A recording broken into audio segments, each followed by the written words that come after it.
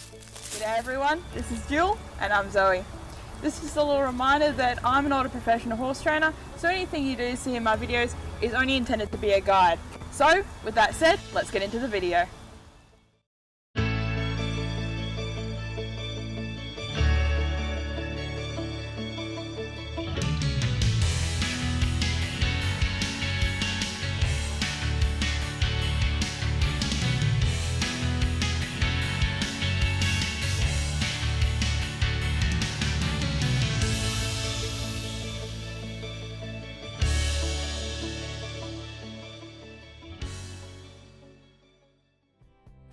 Hey guys, so for those who saw part 1, welcome back. For those who haven't, there will be a link in the description box below to part 1. Anyway, so we're continuing where we left off with part 2. Don't forget to like, subscribe and turn on notifications to our channel. Drop a comment below and let us know what you'd like to see. So we'll put her up another hole. Now I can still get my hand in behind there, so it's not too tight. Definitely not as tight as a regular girth would be. Easy.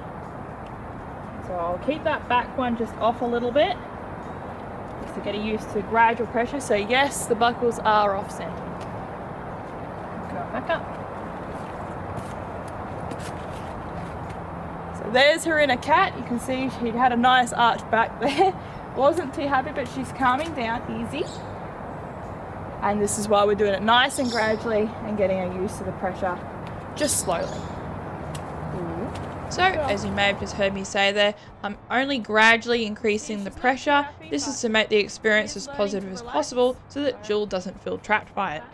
So once again, I want to make sure that I can move her back and forth with that pressure, and she learns how to cope with it. It's alright, it's not going to hurt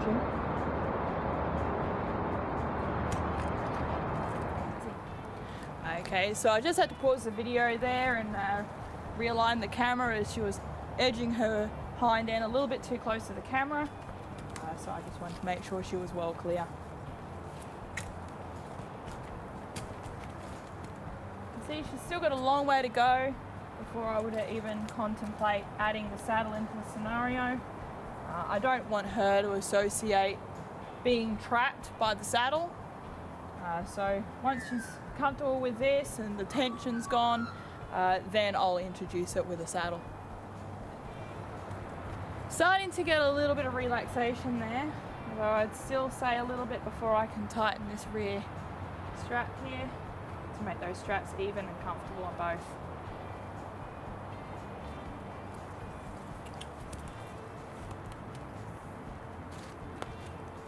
Cool.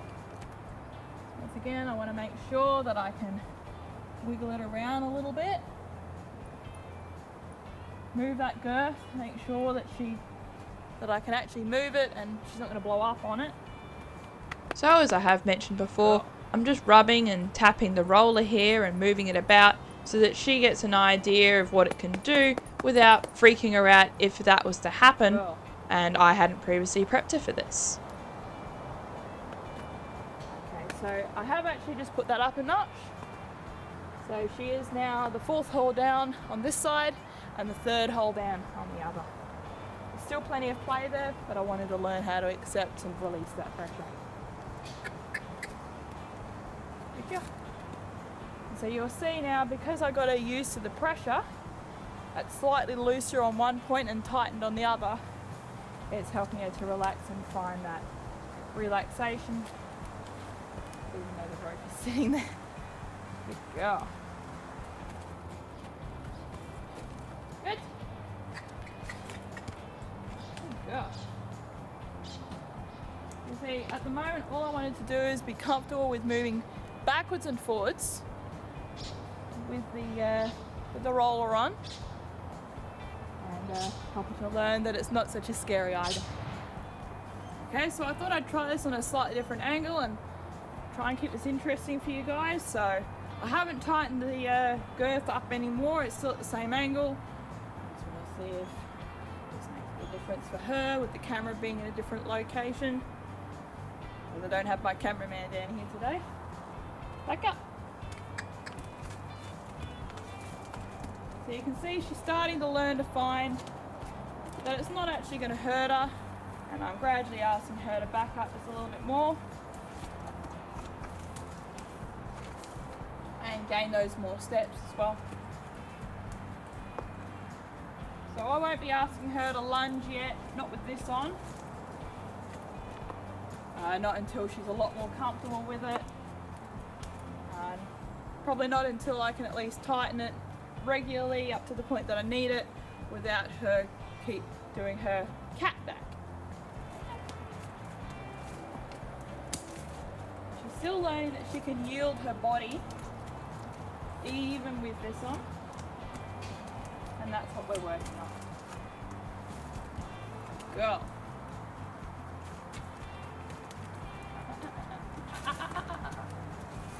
Take it easy. Take it easy. Good.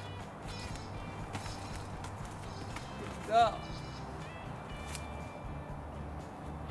Okay, so I think this is a pretty good note to end on. It leaves me something positive to start on for next time.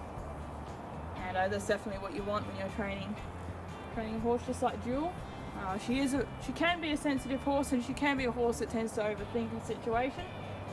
So this is why I'm breaking everything down into just little steps that she can understand and realize that, you know, all this leads to this, and different situations don't need to be feared. So I'll end the session with taking the roller off her back, and we'll give this young lady her dinner.